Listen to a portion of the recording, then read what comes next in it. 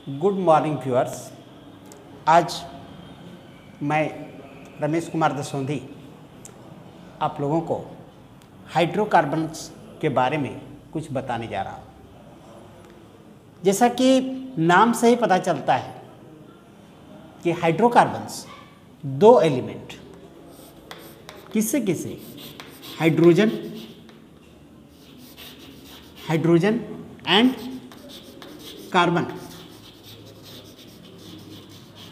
Carbon के atom से बना है। इसमें हाइड्रोजन और कार्बन होते हैं। इसका मतलब हुआ कि hydrocarbons are those chemical compounds which are made up of the elements hydrogen and carbon. ठीक है, तो हाइड्रोजन और कार्बन के ही परमाणुओं से मिलकर के हाइड्रोकार्बन बना है।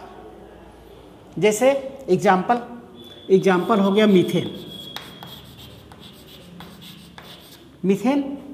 CH4।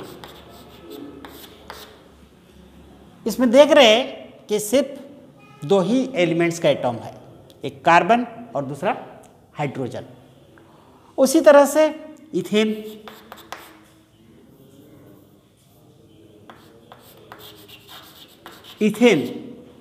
C2H6, इसमें भी दो ही एलिमेंट है, कार्बन और हाइड्रोजन। ठीक है, दो ही एलिमेंट का एटम। और भी बहुत सारे एग्जाम्पल्स है हाइड्रोकार्बन्स के। तो हाइड्रोकार्बन्स जो होते हैं वो कितने तरह के होते हैं, टाइप्स ऑफ हाइड्रोकार्बन्स, इसके बारे में अब हम लोग समझेंगे कि टाइप्स ऑफ हाइड्रोकार्बन्स कितने तरह के होते हैं। तो देखो, ऐसे हाइड्रोकार्बन्स दो तरह के होते हैं। पहला हो गया सैचुरेटेड हाइड्रोकार्बन। सैचुरेटेड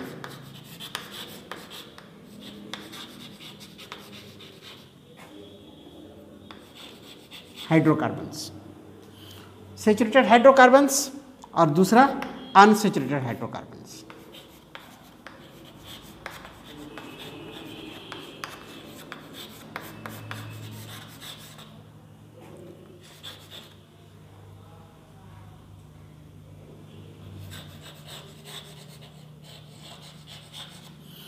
तो हाइड्रोकार्बन्स मुख्यतः दो तरह के होते हैं, एक सैचुरेटेड हाइड्रोकार्बन्स और दूसरा अनसैचुरेटेड हाइड्रोकार्बन्स।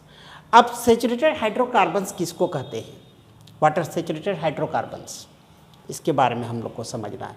जैसे देखो, यहाँ लिखा हुआ है एक वर्ड सैचुरेटेड, इसको हिंदी में बोलते हैं, सैचुरेटेड हाइड्रोकार्बन को हिंदी में बोलते हैं संतृप्त हाइड्रोकार्बन, और अनसैचुरेटेड हाइड्रोकार्बन को बोलते हैं असंतृप्त हाइड्रोकार्बन। तो संतृप्त हाइड्रोकार्बन का मतलब क्या हुआ, ये संतृप्त जो वर्ड है, सैचुरेटेड जो वर्ड है, ये वर्ड तुम 9th क्लास में पढ़ चुके हो।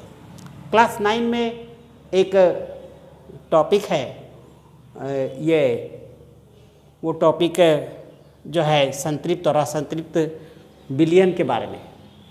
तो संतृप्त विलयन किसको कहते हैं, संतृप्त विलयन वैसे विलयन निश्चित ताप पर बना हुआ वह विलयन है जिसमें और अधिक विलय नहीं घुल सकता है।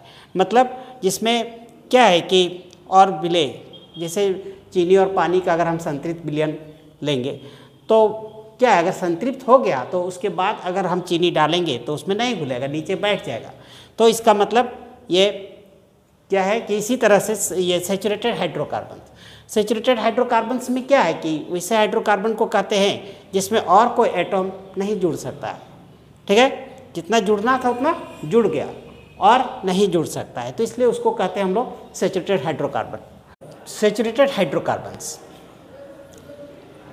हाइड्रोकार्बन्स का डेफिनेशन है कि दोज हाइड्रोकार्बन्स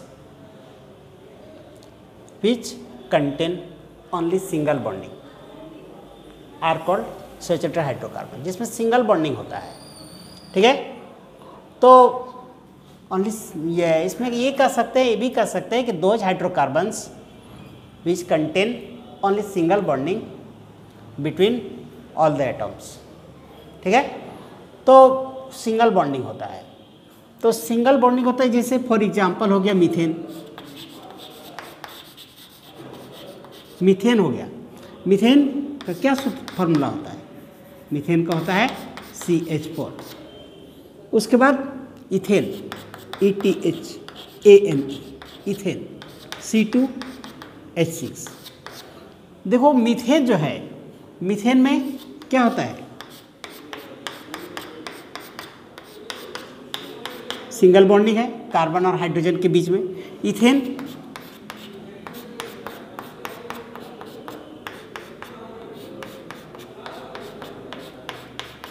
इसमें भी सिंगल बॉन्डिंग देख रहा है कि हर एक कोई भी दो एटम जो है सिंगल बॉन्डिंग से ही जुड़े हुए हैं। तो सिंगल बॉन्डिंग से जुड़े हुए हैं हर एक एटम, इसलिए इसको क्या कहते हैं कि सैचुरेटेड हाइड्रोकार्बन्स। और इसमें क्या है कि और कोई एटम जुड़ नहीं सकता है। जैसे यहाँ पर 6 हाइड्रोजन है 2 कार्बन के साथ, इसमें 7 हाइड्रोजन नहीं हो सकता है, 8 नहीं हो सकता है, 6 का 6 ही रहेगा। भले हाइड्रोजन हट सकता है लेकिन जुड़ेगा नहीं। ठीक है, सैचुरेटेड हाइड्रोकार्बन्स वाला। तो देखो सैचुरेटेड हाइड्रोकार्बन्स जो होते हैं इनमें एक आता है एल्केन, इसको एल्केन भी बोलते हैं सैचुरेटेड हाइड्रोकार्बन को। एल्केन जो है ALKANES, एल्केन्स। एल्केन्स किसको कहते हैं? एल्केन्स भी, alkanes are those hydrocarbons which ये those hydrocarbons in which every atom connected with other atom by single bonding। और एल्केन का जनरल फार्मूला जो है क्या होता है? CnH2n+2, CnH2n+2 किसका जनरल फार्मूला है? एल्केन का।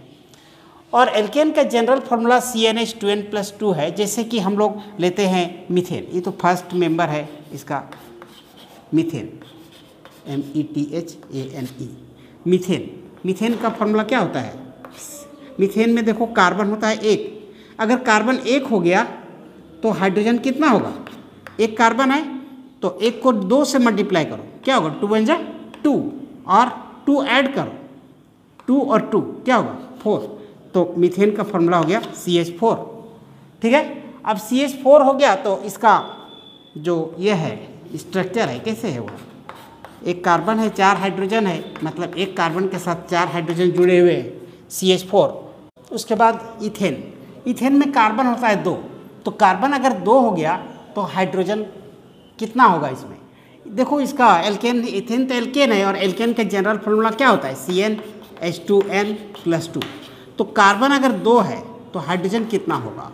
तो 2n, 2 तो यहाँ लगाना ही पड़ेगा, और n कितना है? 2 है तो यहाँ 2 लगाओ, +2, मतलब क्या हो गया? C2 और H, 2 2 जा 4 और 2 6। तो इस तरह से इथेन का जो फार्मूला है वो C2H6 हो गया। अब इसका जो स्ट्रक्चर है 2 C के साथ क्या है? 6 हाइड्रोजन है, इसके साथ 3 इसके साथ 3। ठीक है, इसके बाद प्रोपेन, तीसरा नंबर। प्रोपेन है तो इसमें कार्बन कैट हो जाएगा? 3। कार्बन अगर यदि 3 है तो हाइड्रोजन कितना होगा? 3 2 जा 6 और 2 8, C3H8 होगा। क्यों होगा? बता चुके हैं पहले ही कि CnH2n+2 होता है। C अगर 3 है तो H 3 2 जा 6 हो गया, और फिर 2 ऐड कर दो तो 6 और 2 कितना हुआ? 8। तो C3H8 हो गया। कार्बन 3 हो गया, हाइड्रोजन कितना है? 8।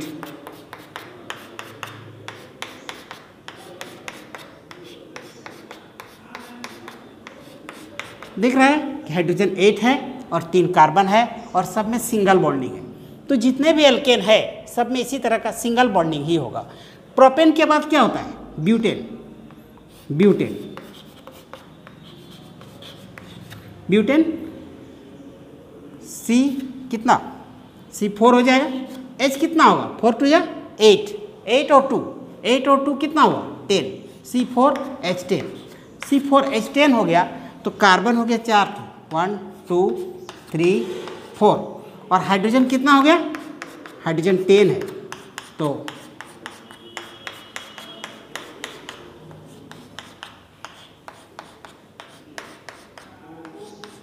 हाइड्रोजन 10 हो गया।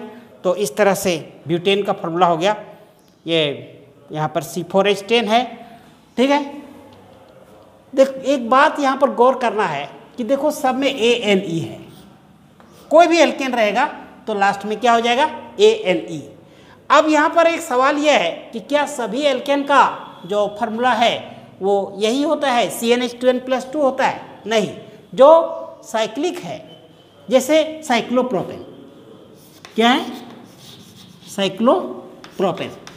अब साइक्लोप्रोपेन में क्या होता है, साइक्लोप्रोपेन जो होता है इसमें फिर CnH2n+2 वाला फॉर्मूला नहीं लगेगा।